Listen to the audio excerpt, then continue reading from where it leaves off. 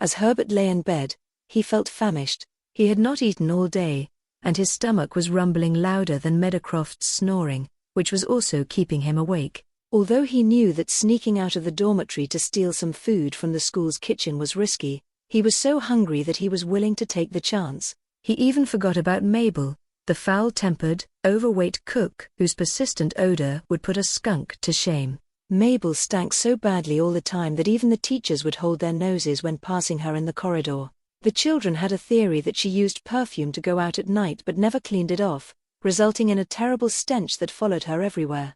As he tiptoed down the dark, quiet hallway, he could hear his own heart pounding in his chest. When he reached the kitchen door, he slowly turned the handle. Herbert's eyes widened as he crept into the kitchen, his nose twitching at the sweet aroma of freshly baked pastries. His stomach growled louder than ever.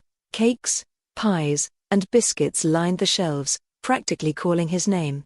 Just a little snack, Herbert whispered to himself, as he began stuffing his pockets full of treats. Then, out of the corner of his eye, he spotted it, a small freezer in the far corner of the kitchen. His heart raced. That was where the headmaster kept his prized stash of jelly and ice cream.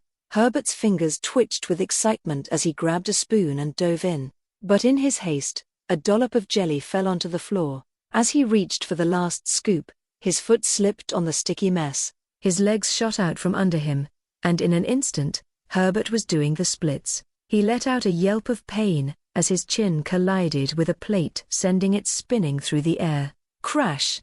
The plate hit a shelf full of pots and pans, setting off a deafening clatter that echoed through the entire kitchen. Before Herbert could even get to his feet, the door burst open. There stood Mabel, rolling pin in hand, her face twisted in fury. "Well, well, well," she growled, yanking him up by the ear. "What do we have here?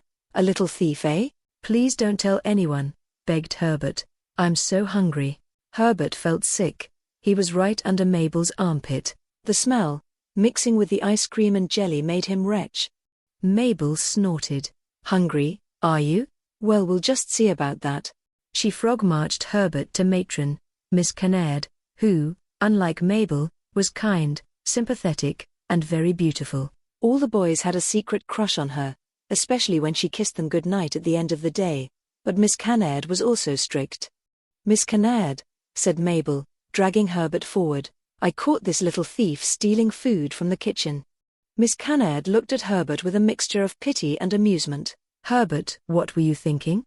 "I'm sorry, miss," said Herbert. "I was just so hungry." Herbert couldn't help blushing as he stood in front of her.